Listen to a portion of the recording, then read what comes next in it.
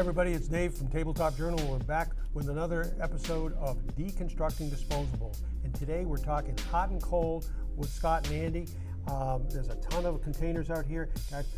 If I'm doing hot stuff, if I'm doing cold stuff, does it really matter what I use? It definitely does. Hot can go a lot of different ways with regards to different types of packaging. You can look at something like a big gas. You can look at a polypropylene or even aluminum. And even to that extent, aluminum can even go to an upgraded product with a heavy duty where you can make it and put it into an oven as well as a microwave. And cold? Cold, there's really few limitations. You can use clear plastic containers. You can really use any of the containers that Andy talked about for hot as well. Obviously, there's no limitations on the heat and restrictions there. So things that you want to think about with cold food is lid closure. Are there going to be liquids in the product? You can do things with clear and open, but if there's a lot of dressing and things like that, usually customers don't want to see the food sitting in that, even with fresh fruit and juices. So sometimes using something with an opaque bottom and a clear top still lets the food be visible to the customer, but protects from some of those less appealing visuals.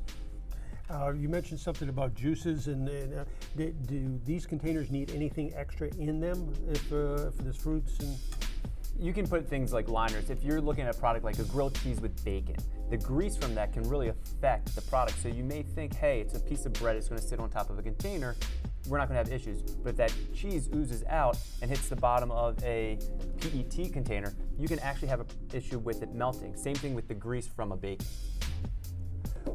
Okay, so whether I'm doing hot or cold, I can be pretty flexible, and it really comes down to visual as much as anything else? Yep. Yeah, visual is part of it, and then obviously you're going to want to understand the different types of materials that you're using. If there's sustainability directives, we can do that through a host of different options. For cold, this is PET, which is water bottles. It can come from either regular PET or something called recycled PET. So there's a sustainability story with that, depending on what you want, everything being recyclable. The polypropylene containers for microwavability, as well as aluminum containers, are all recyclable. So that allows you the opportunity to have a sustainability story as well. And then you can go to the gas containers, which are compostable and give you that strong messaging and branding if that's something that's important to your green initiatives. All of it, though, most importantly, should display the food properly, should fit the food properly, and should fit somewhere within your price line for what works properly for your business.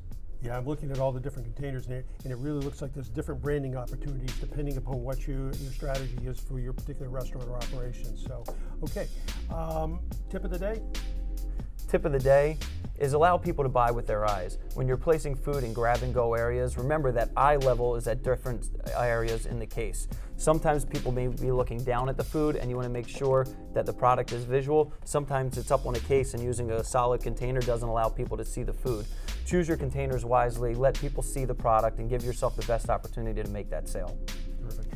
That's it for today for Deconstructing Disposables. We'll see you next time.